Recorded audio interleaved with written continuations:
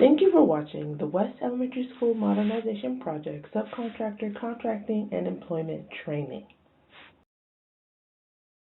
If you need to contact the general contractor, please contact Santi Mejia, Trevor, or Shirley with Gilbane.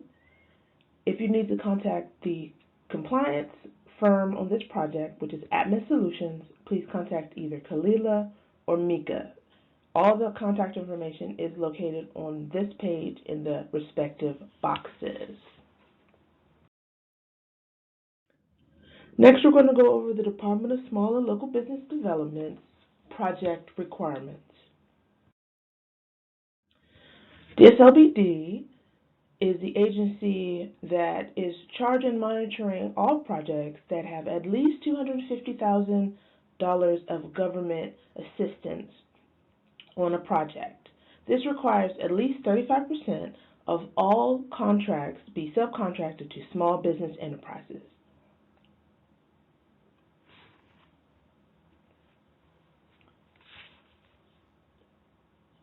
As a subcontractor working on this project, you must make every effort to assist the project in meeting their 35% subcontracting goal.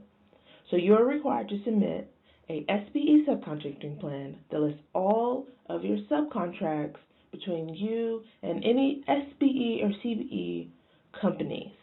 Also, if you are an SBE or a CBE and you are contracting with a non-CBE, we need to know that information as well.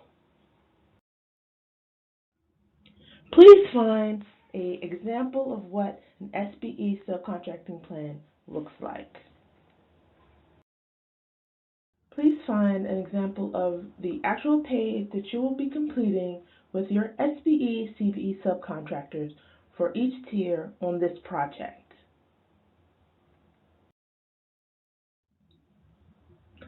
This will be completed by DSLBD and doesn't need to be completed by you, but this is the last page of the SBE subcontracting plan.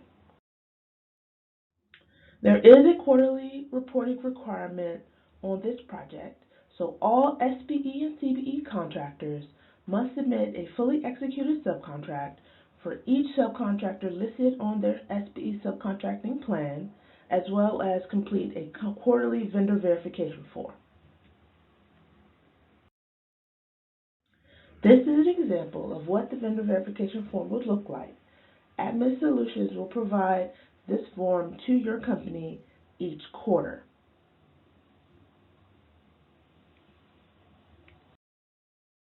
This is the second page of the vendor verification form.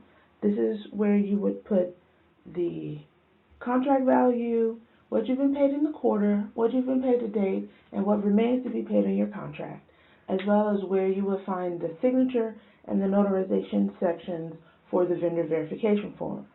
The report must be signed and notarized prior to being submitted to Atmos Solutions so that it can be submitted to DSLBD on behalf of the project.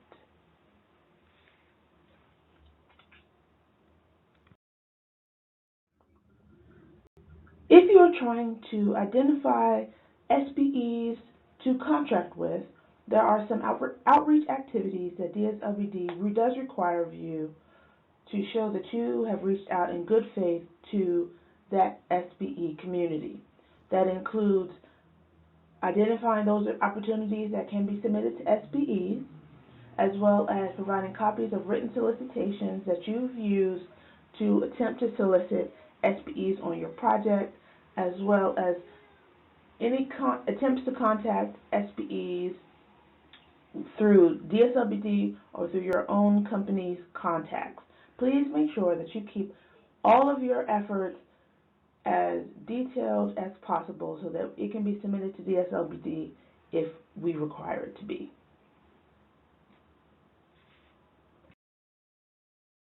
Next, we're going to go over the Department of Employment Services project requirements. The Department of Employment Services is the agency that monitors the First Source Employment Agreement program. They're also your first source in recruiting and hiring new employees for new jobs created on government-assisted projects. Department of Employment Services First Source program requires all contractors with a contract of $300,000 or more to enter into a First Source employment agreement with DOES.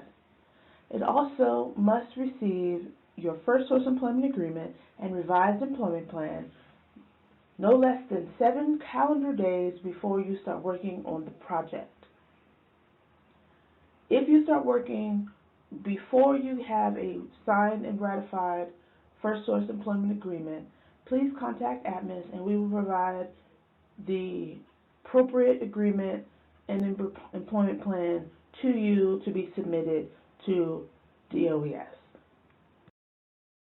Project requires workforce percentages that must be performed by district residents.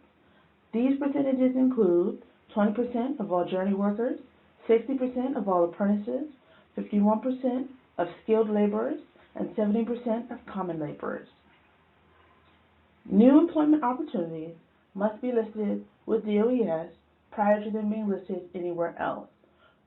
To list your opportunities with DOES, please call DOES's Job Bank to be registered, and then you can list all of your open positions on their Job Bank services in DC networks.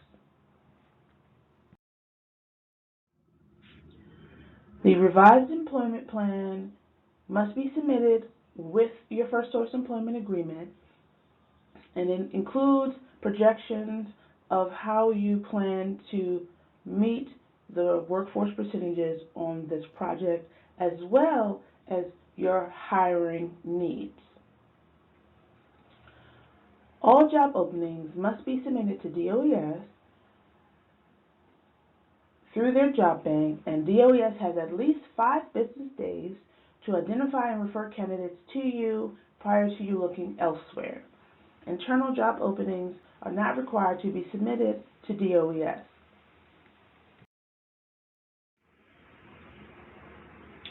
DOES monitors this project through DC workforce statistics that are generated from certified payrolls that are submitted into LCP Tracker. It is very important that you stay up to date with your LCP Tracker certified payroll submissions so that the city has an accurate view of your workforce statistics on this project.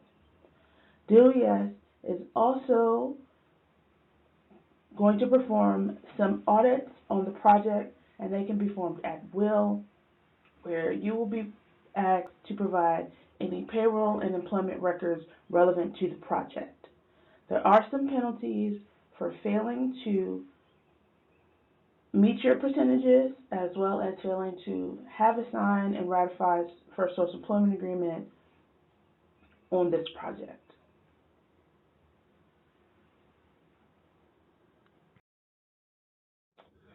The DC Apprenticeship Council requires all contractors that has $500,000 or more that has been received in all contracts in a 12-month period to have a registered apprenticeship program and use district apprentices on their projects.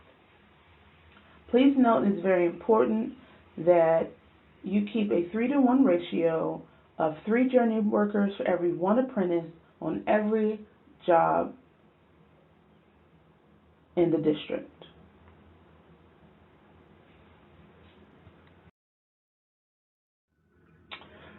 Next, we're going to go over the Department of Labor project requirements.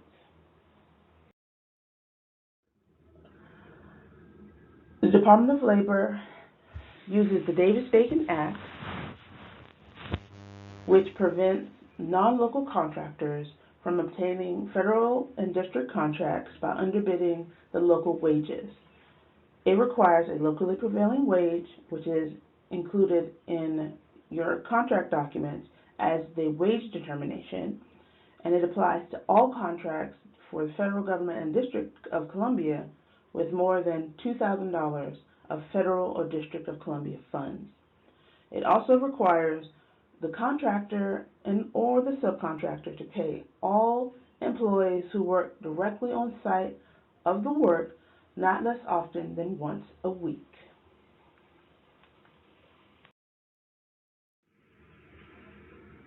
The wage determination is used to classify all of the employees that will be working on the project, as well as give a minimum pay rate for that classification. If you do not have a copy of the wage determination for the West Elementary School project, please contact Admin Solutions and we will provide a copy of the wage determination to you. If you are looking at the wage determination and the classification that you will be performing or the trade in which you will be performing is not listed on the wage determination, you must complete a SF-1444, which is a request for authorization of an additional classification and rate, which is a conformance request form. Please contact Admin Solutions if this is something that you need to complete on the West Elementary School project. When you are completing your certified payrolls, please classify each employee using the classifications found on the wage determination. All payrolls must be consecutively numbered, starting at 1 for each week that you are working on the project, including weeks that you're not performing on the project until all of your work has been completed.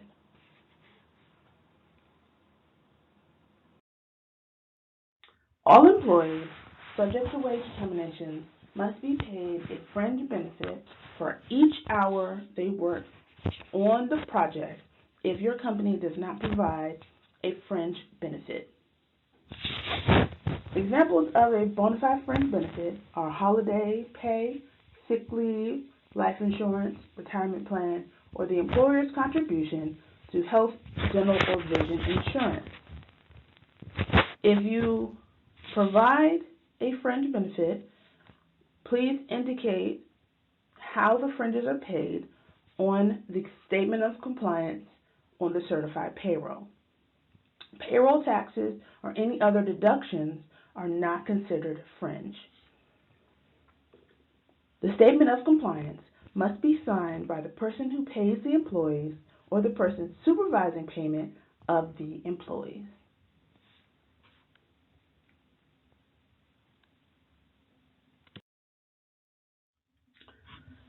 The Department of Labor can conduct an audit at will of all of your payroll records associated with this project.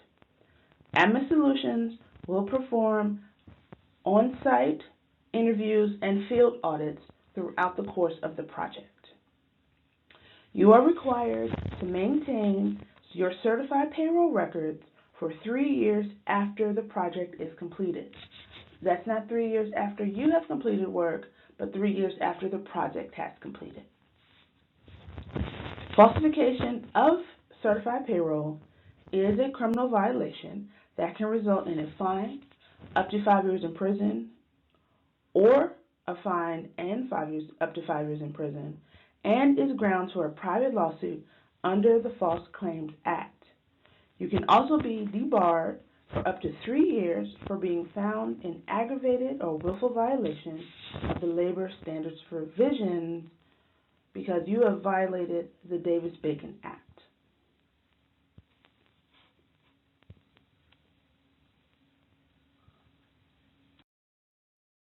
Thank you for attending and watching this compliance training. If you have any questions, please reach out to Admin Solutions Compliance Team. Thank you.